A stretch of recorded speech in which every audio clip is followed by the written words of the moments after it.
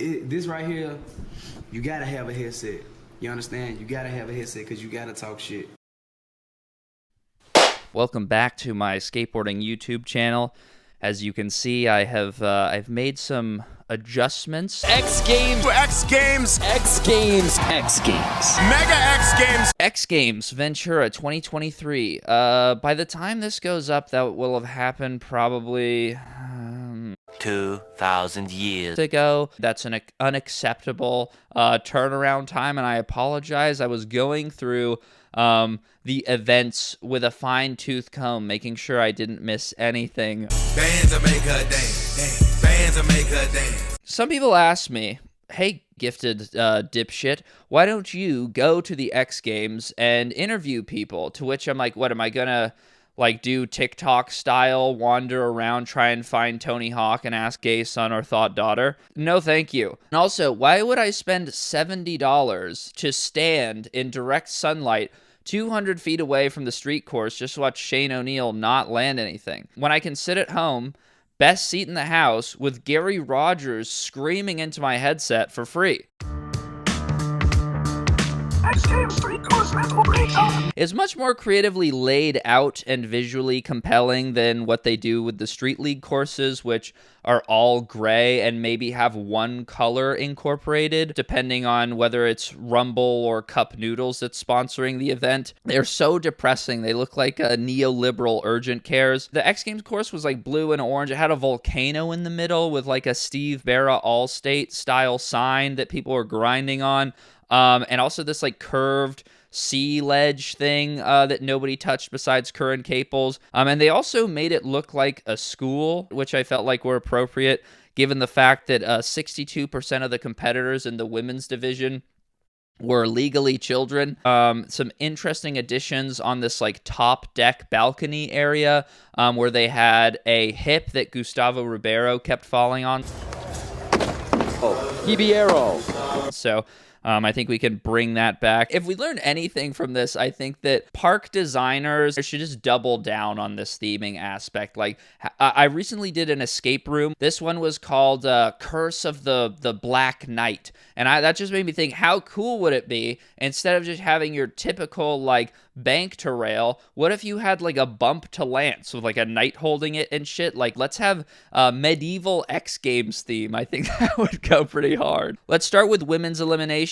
The event was broadcast at 9 a.m., so I woke up, I was tired, I fired up the computer, and I was like, if anybody says anything stupid, I am turning this shit right off. On the first trick of the first run, my arch nemesis, Amelia, drops this piece of wisdom. Be easy for her in comparison. That wasn't the start she wanted. She kind of slipped into a front board as opposed to a front feeble, but the fact that she stayed on and she saved it just goes to show how masterful she is at skateboarding. Now, this is an Andrew Cannonism.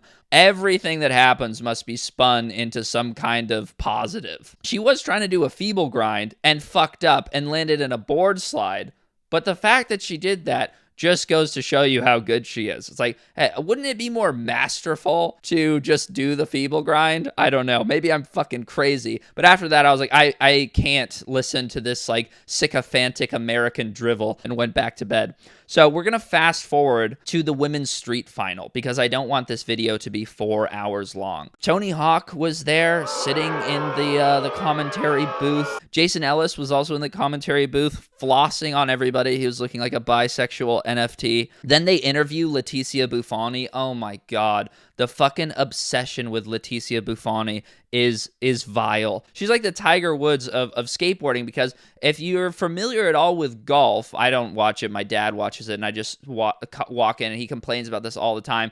But anytime Tiger Woods is at an event, even if he's got negative 500 million chance of winning it, all the commentators just, oh, groveling. Ooh, Tiger Woods, Tiger. It's just so, it's like, you know, there's people at this event, right, that could actually win. you know, that might be worthy of airtime. Letizia Buffoni has been good for like, I don't know, 9 years, but the broadcasters are just uncontrollably obsessed with her. Hina Maeda started the contest, and I will say she's a steezy queen. She had a good run and botched the last kickflip. Then Letizia Buffoni did a 180, and the commentary booth. But then she could do something like that. Amelia had to drop another gem of wisdom on us, and this is the beginning of a long and intense one-sided beef between her and I. Letizia does the 180 and doesn't land anything else, by the way. And Amelia's insight was, That just goes to show you how confident she is on a board and how she has a really great strategy approach. she has a really great strategy approach.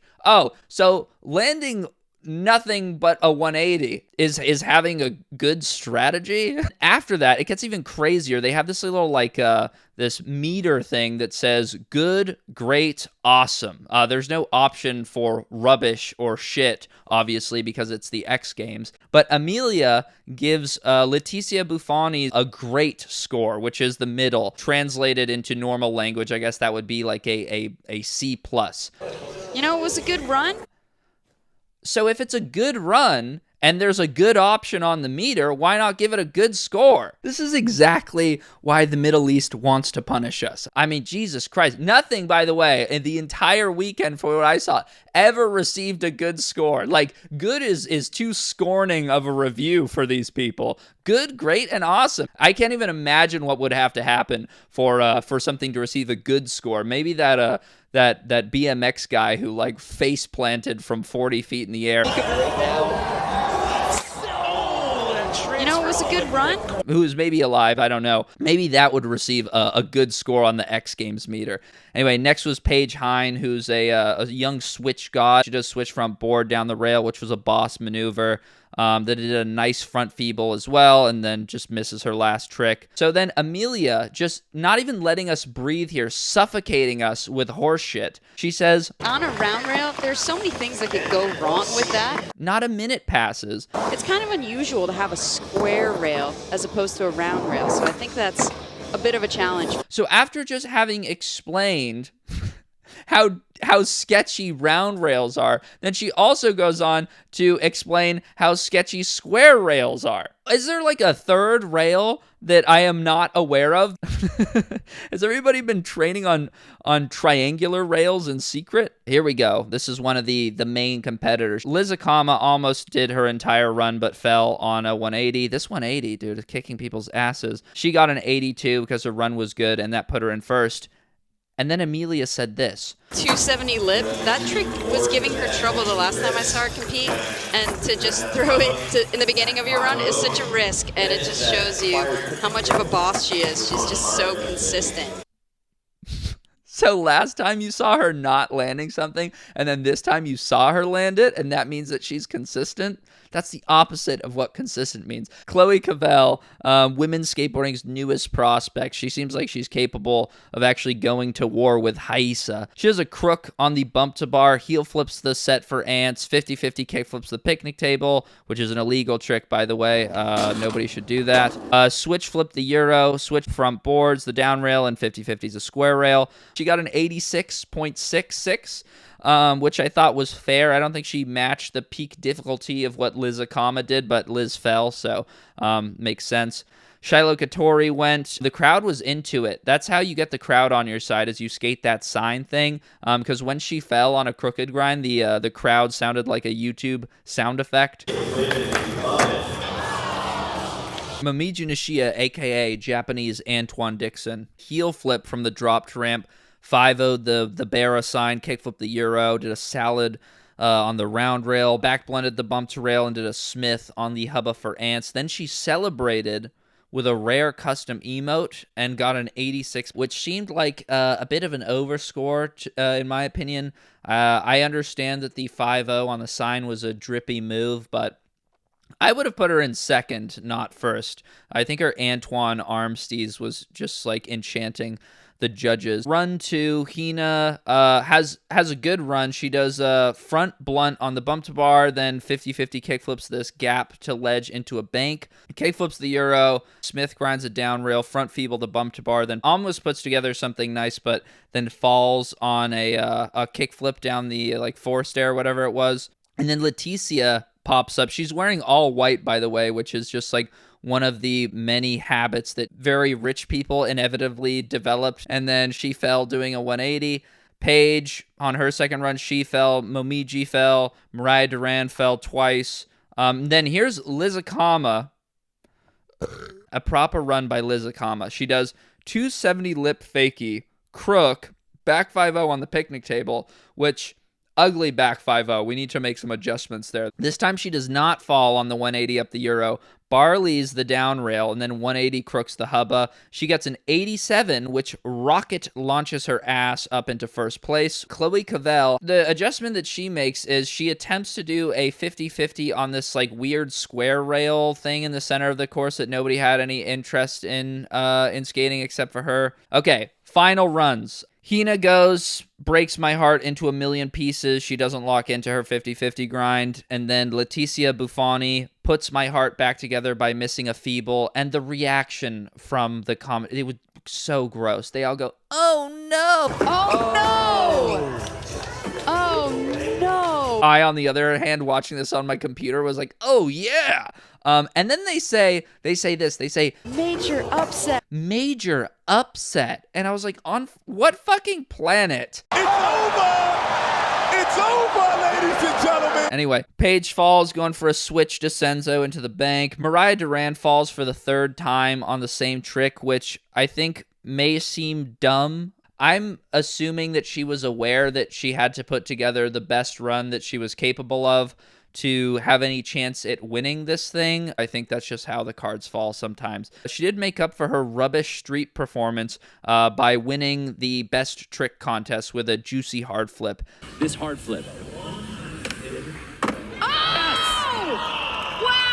Anyway, then there was a 5-minute break where I'm assuming they pre-recorded Chloe Cavell's final run, moon landing style. Liz Akama goes, and she does the same exact line as the first one, but falls on a big spin at the end on this volcano. And I don't know why she wouldn't try to improve her score somewhere. To me, that was just like a waste of a run doing all of the same exact tricks and then like essentially trying a trick on flat. Like, you're not going to get any additional points for repeating the same run twice. The judges aren't going to be like, wow, what consistency. Here, we'll give you one more point for the same shit. No, you got to like, at some point, you got to like flip into a grind or do another shove on your big spin or whatever the fuck. It seems like there's some improvements that could be made in the coaching department. Chloe Cavell's turn. This is her final run, and she does nose grind on the bump to bar, heel flips the set for ants, switch flips the Euro, then lands the 50-50 kickflip on the square rail, which is a significant improvement, in my opinion, from the 50-50 kickflip on the lunch table. And then bum rushes the stair set and does a 50-50 grind on it. She gets a score of a 90. Which puts her into first place, obviously. Compare that against the run that Liz Akama did, second or the third run. The second run had no fall on it, so we'll use that one. She did 270 lip, fakie, crook, back 5-0 picnic bench, 180s the Euro, Barley grinds a down rail, and 180 switch crooks the hubba. In isolation, I definitely prefer the run that Liz Akama had. I mean, 180 switch crook the hubba and Barley grind and 270 lip are all pretty hard tricks compared against what the rest of the field is doing. I think if Chloe did something harder on the down rail, other than a 50-50 grind, I would be more bought in with that score of a 90. I'd be more convinced. But I just think the overall, like the 3 difficult tricks versus like the kind of 1 50-50 kickflip, which is considered a hard trick, and then a 50-50 on the rail. I prefer like the 3 major tricks to the 2. That being said, we are on television, and Chloe Cavell clutched it. So obviously she's going to get bonus points for that. And ultimately, even though I do not agree with this score, final run, dramatic moment, she upgrades her run. she's marketable. She's sponsored by Nike. They love saying Chloe Cavell. Her name is alliteration. I mean, you know, the cards are stacked in her favor. Liz Akama's like am for flip or something. What chance does she have of getting a fair score? Then Momiji went and she fell on a 5-0. Line here. Which effectively ended the contest. But not before revealing her trap card. Miracle final run. That gives you a nice little appetizer, a bit of a taste into maybe what we could potentially see next contest. If she had landed that 5-0 and then did the crook heel flip, it would have been interesting to see how that got scored. So entertaining event, and I think women's contest skating is in a very good spot right now. There's actually like 3 or 4 girls that are capable of competing with one another. We're no longer, I don't think, even though she wasn't there, I don't think it's like if you turn on this thing, like it's basically a foregone conclusion where Heisa Leal does like a backflip on the handrail and nobody else can even come close. Like there's a pretty aggressively competitive scene that's popping up now, and I look forward to watching these tweens rip each other to shreds in the future.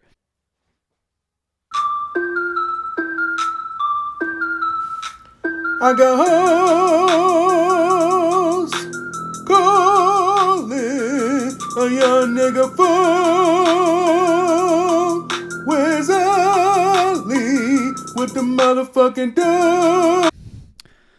Anywho, time to move on now to what happened with the men. What's going on with those men? Men's elimination, they decided they would fire the woman who was commentating the girls' contest and replace her with Gary Rogers. They were like, fuck this.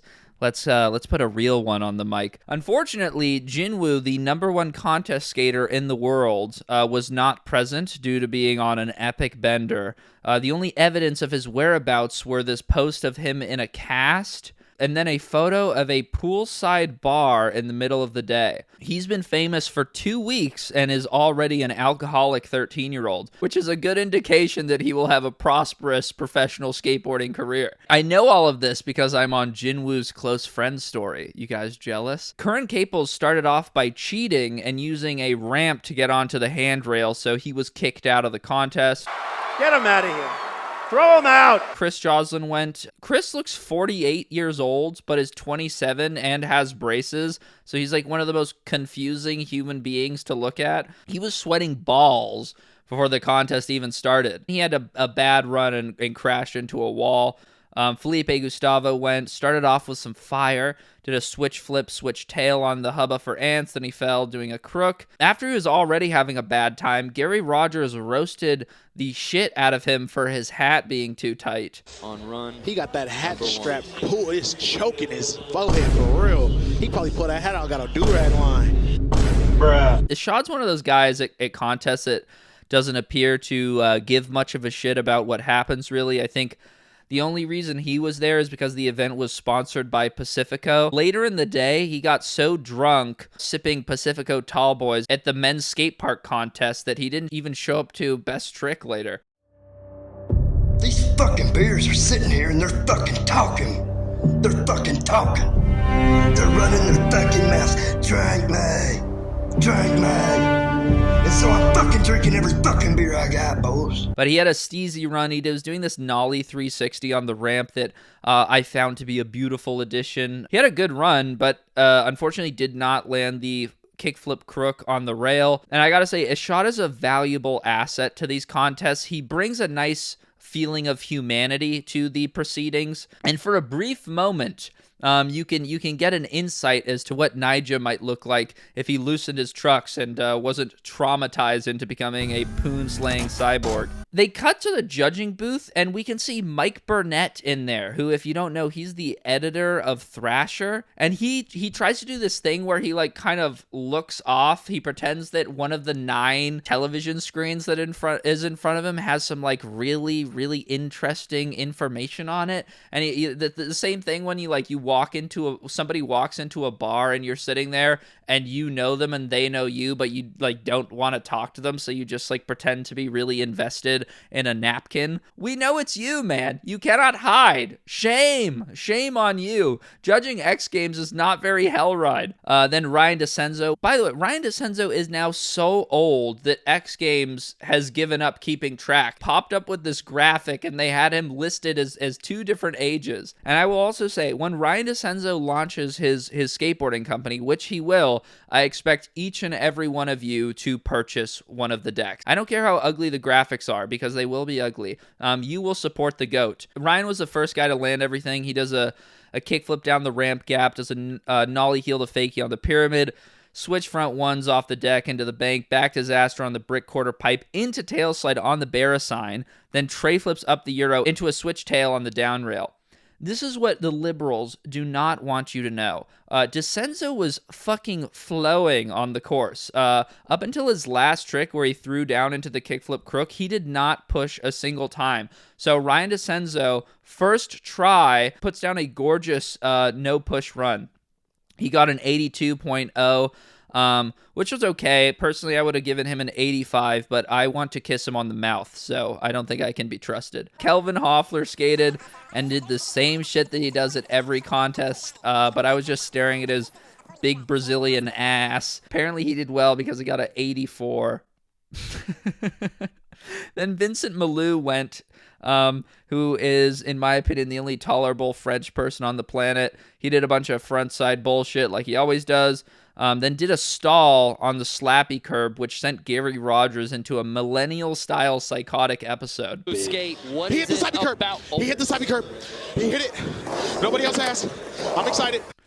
Giovanni Viana went. Giovanni is basically the flirting side of the flirting versus harassment meme, and Hoffler is the harassment side because they're both like fakey abusers. They're both caballerial abusers, but Giovanni is not really like a threat to actually win anything, so nobody cares when he does it. Then juicy ass Jamie Foy went.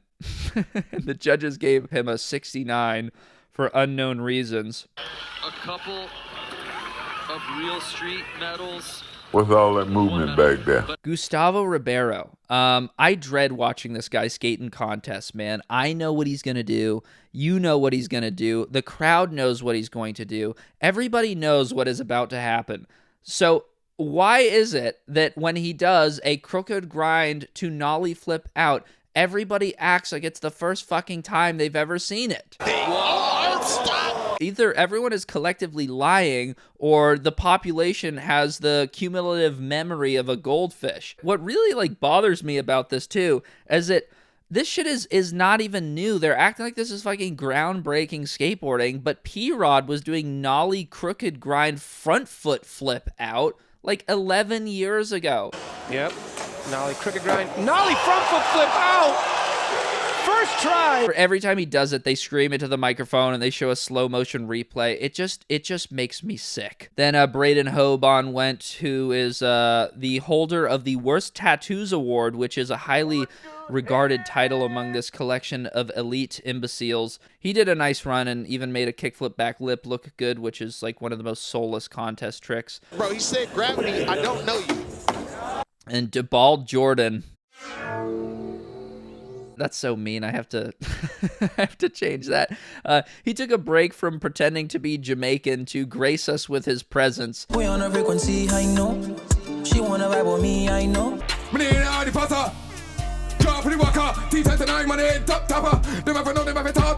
I think he's kind of plateaued skate-wise. Less time in the studio, more time in the lab, perhaps.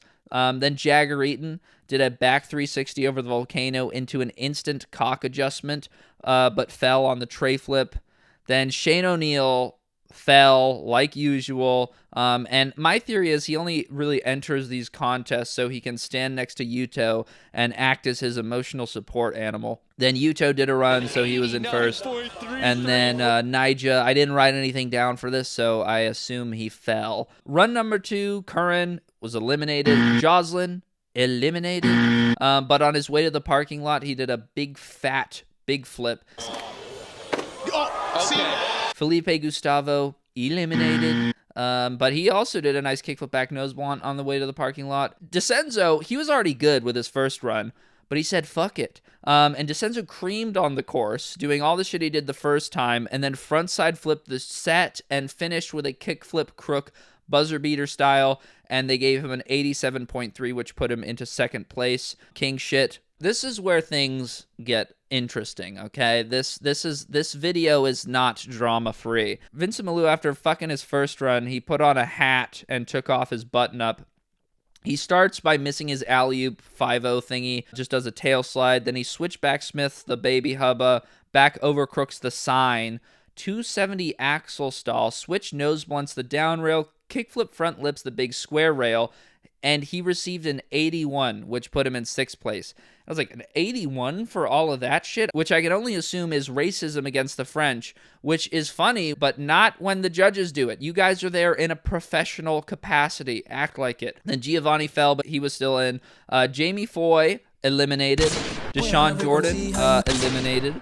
Gustavo Ribeiro didn't land a single trick in his run except for the crook nollie flip. If that doesn't tell you how fucking easy that trick is, that he couldn't land anything else except for that one, I don't know what to tell you. And we still had to watch it in slow motion after. Braden Hoban fell on his last trick, and then he was in 8th place, which means he was on the bubble. Unfortunately for him, next up was the red-blooded American Jagger Eaton.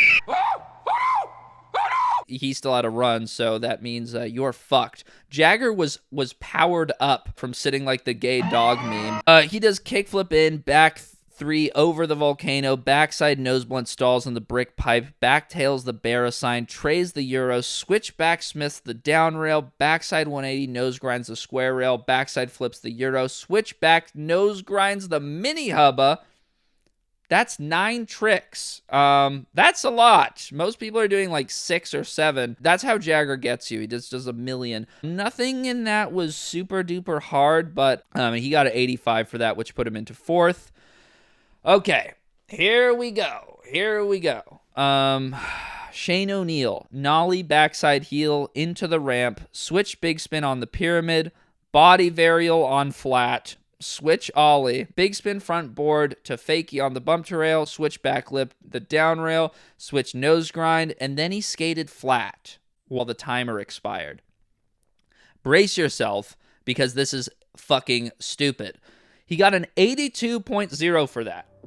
And I will say, this is exactly why they make old people retake their driver's license exams. Because when you surpass a certain age, reality begins to slip away from you, and you start doing stupid shit like putting your cell phone in the fridge and giving Shane O'Neill an 82 for skating flat ground. How the fuck is that an 82? Vincent got an 81. Now, let's just compare these tricks, okay? Let's do a real forensic, detailed analysis on this. Vincent did tail slide, switchback Smith, back over crook on the sign, 270 axle stall, switch nose blunts the rail, and then does a kickflip front lip on the main down rail. So here's the thing. Shane did not hit either of the largest obstacles, the 2 main obstacles, and Vincent hit both, the volcano sign and the square down rail. And even when it comes to the small obstacles, the more tech obstacles, Vincent did better tricks on those too.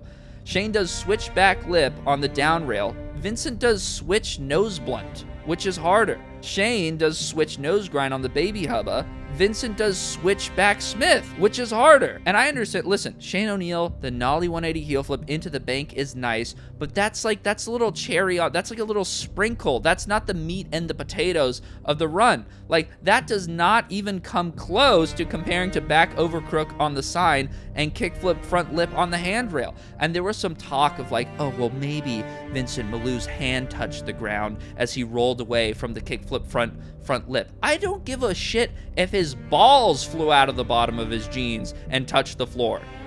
He hit the main obstacle and he did a hard trick on it. Shane O'Neill didn't even walk near the stair set. It just makes no sense. I'll pass it to Wendy Williams for the sentencing of the judges. Death to all of them.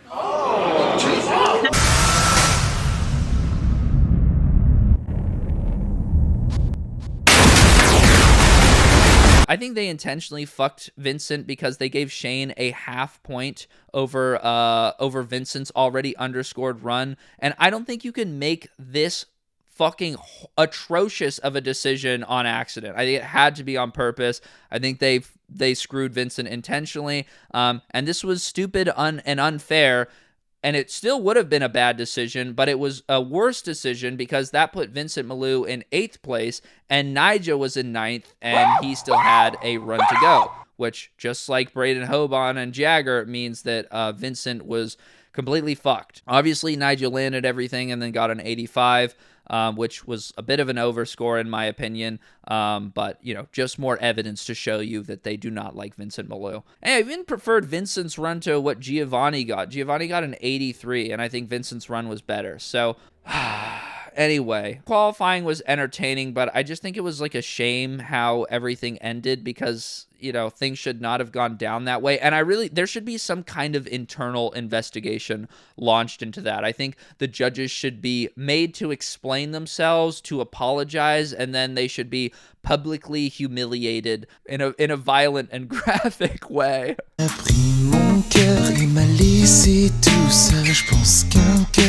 Before we get into finals, I would just like to take some time to appreciate all of the extracurricular activities that transpired at X Games. Liam Pace did an air over some monster maidens that were sitting in the jacuzzi, which is the closest that Liam Pace will ever get in his life to a melon grab. That's not really that good of a joke. Anyway, Oski wore a Jordan hat and then got last place. Jordan never did that move. Jagger Eaton debuted the first ever Cariuma with no leaf. Whoa, Yankee with no brim. I went to their website because I was speculating. I was like, they took off the leaf. Does that mean now that they will be deforesting one tree per pair of shoes purchased? But no, that's actually not what's happening. I learned from an insider source at the event that Cariuma was planning on unveiling their new logo. When the producers of X Games looked upon it, they thought that it might be offensive. Something along the lines of it looking like a swastika. I don't see it. Anyway, Jagger was forced to remove the design. And then it was funny. I should have taken more screenshots of this, but they would feature tweets that people were writing about the X Games, and people are changing their Twitter names to shit like Walt Disney, PhD. So don't blink all you're missing. Let's get down to business. Run 1, Shane O'Neill, who did not deserve to be there. He falls and they say, uncharacteristically stepping off quickly there. Uncharacteristically.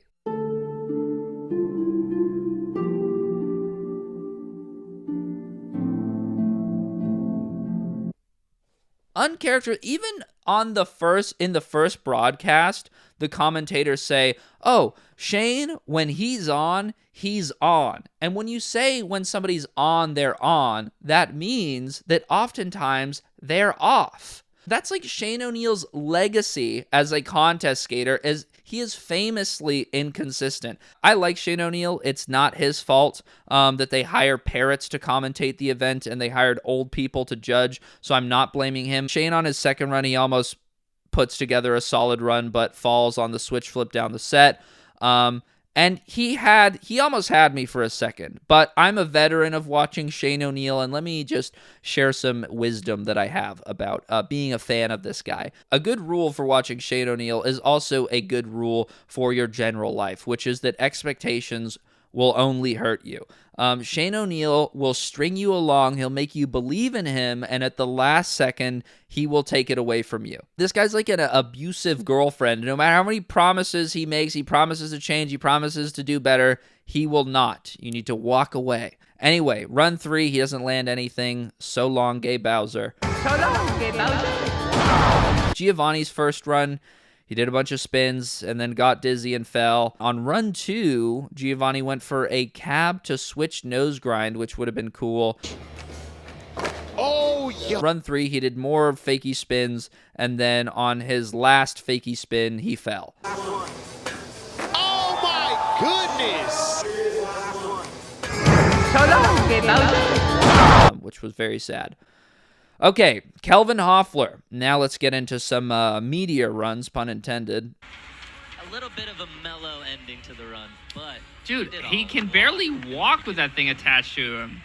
Jesus. Front blunts the hubba, into nose grind on the quarter pipe, back 3 on the volcano, but as a hip. Nollie front feeble. The bump to bar, switch front blunt down, then kickflip backlips the square rail, backsmith the sign, and then backtailed ledge on the buzzer. Good count. And approaching that round rail too, that's a whole different. Then on run 2, he did the same run as the first one, but did a kickflip front board on the bump to rail. We'll save what he did for run 3 until later. Jagger Eaton, he is so accustomed to winding up with the X formation on his tricks that it has bled over into normal mechanical human movements that he has, and he adjusts his AirPods across his body. They kept saying when Jagger would skate, they're like, Jagger expects to win both events. He did not come here for silver.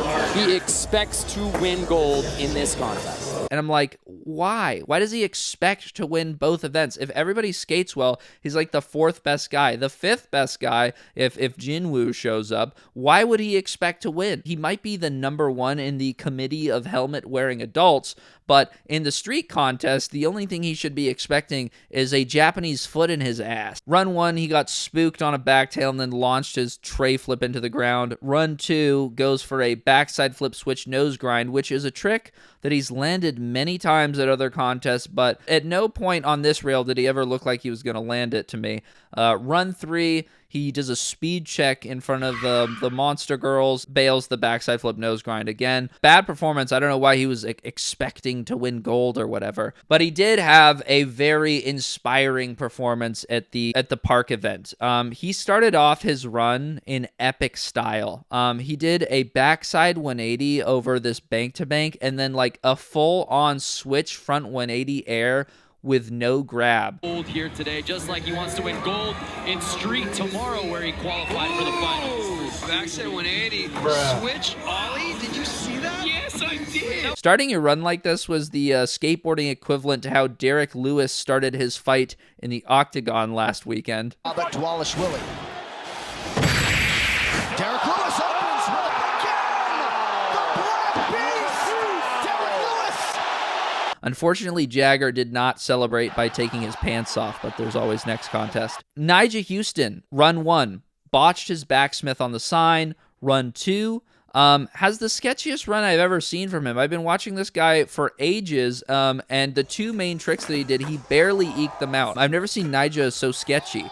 He got an 86, so I can only assume that his sloppiness was punished by the judges, which brings me to the point that I think that this applies to every contest, but if there is some kind of deduction for either trick repetition or sketchiness, I think that should be communicated to the broadcasting team by the judges, so we all know what the fuck is going on. You know, it's very frustrating to watch a run and be like, well, did he get the score that he got because of the toe slide or the double hand touch? What was the reason that his score did not align with my expectations? That would be very helpful to know, and I think that would improve the experience of watching these events. We'll skip over his 3rd run until later. Gustavo Ribeiro, run 1, he fell on the hip trying to blizzard flip. And then he did a crook nollie flip, and we had to watch a slow-mo of that. Run 2, he fell on the blizzard flip again, and the streets of Ventura were flooded with children rejoicing. Run 3, my favorite moment of the entire contest. Chloe Cavell is being interviewed and describing what kind of lollies she had the night before to celebrate her winning first place in the girls' event. And as she is doing this, Gustavo Ribeiro finally falls on the crook nollie flip. How many lollies, aka candy, did you eat last night? I ate a sour strap and a push pop. It was perfect, a poetic ending to Gustavo Ribeiro's reign of terror. This is exactly the type of disrespect that I was hoping the crook nollie flip would be met with at some point in time. Anyway, Desenzo goes on his first run. He did the same exact shit he did in qualifying and got an 88.0. Run 2, he added some new shit into his run, did a nollie heel board slide and a front 3 down the set, which I think was after time. Can he get it in? and then he fell on the frontside flip. By the time his third run came around, he was locked in at third place and celebrated by sacking a rail. Down the double set. Good contest from the Sen Master. Okay, Yuto time. Run 1, tray in, nollie 270 heel flip on the hip, nollie alley-oop 180 switch nose grind on the baby hubba, which is a fucked up trick. Front tail on the sign, backside big spin up the Euro, nollie frontside 270 lip on the down rail, then nollie back 270s on the square rail. He received a 91.66. So, just an idea. Will the X Games, I don't know how it works in Street League. I don't think this works in Street League, but will the X Games ever punish, skaters for like kind of being nollie abusers? I'm sure Yuto is well versed in the rule book, but 2 of your 3 main tricks, I think, being mirrors of the same trick, the nollie 270 lip in either direction, I feel like that's kind of like, I don't know, not that cool. I don't think you should be able to do the same trick frontside and backside as, like 2 of the cornerstones of your run and still receive like a 91. I feel like there should be some kind of point deduction involved with that, because I think the nollie 270 lip is not even that hard for Yuto.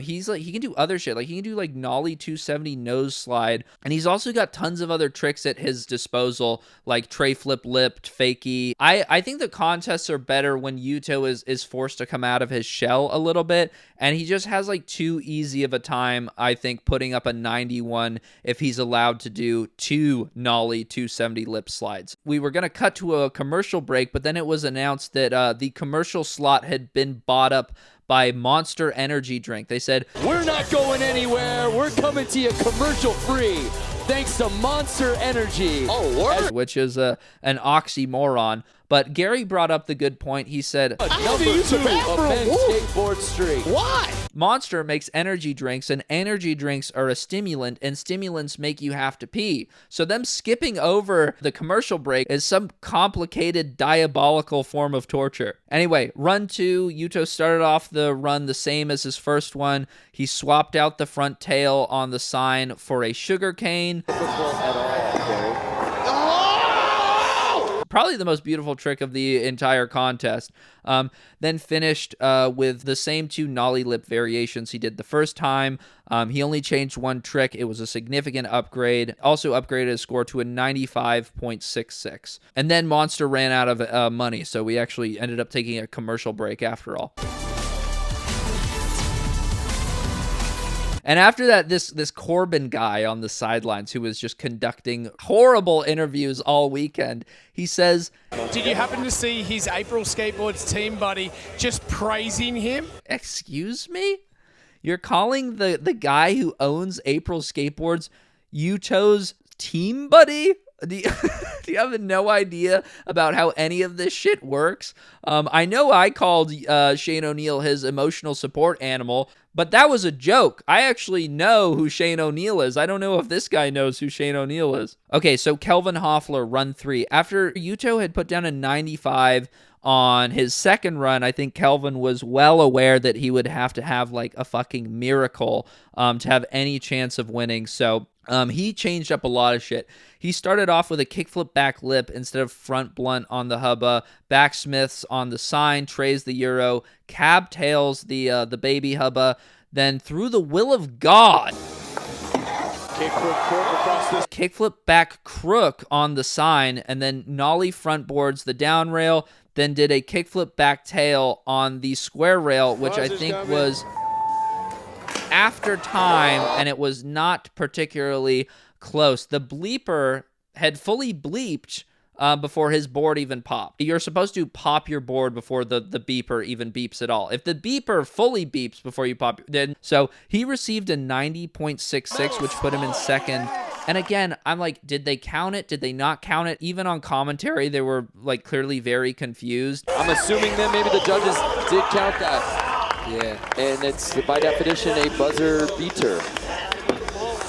Or maybe that's why it got a little deducted. I think they should say, again, the judges, whether or not that kickflip back tail counted. It was my impression that the kickflip back tail did not count because that run was completely fucked. I don't know if it would have gotten a 95 and beaten Yuto's run, but it certainly would have been close. I think had the kickflip back tail happened within time, I think that would have been like a 94 at kind of 93, 94. So yeah, Nyjah, he was one of the only guys with any chance at challenging Yuto's 95, and he fucked up. What is this? Oh no. And that was it. Then they cut to Yuto. With this nice shot of him sitting up on the top deck. It's lonely up there, isn't it, Yuto? Sort of doesn't really try at all on his run. And then look at him here, celebrating his gold medal, joyless, nothing going on back there. This means absolutely nothing to him. I think if given the option, Yuto would trade every medal, every sponsorship, every dollar just to make the pain stop, which he can achieve by dating a Latina.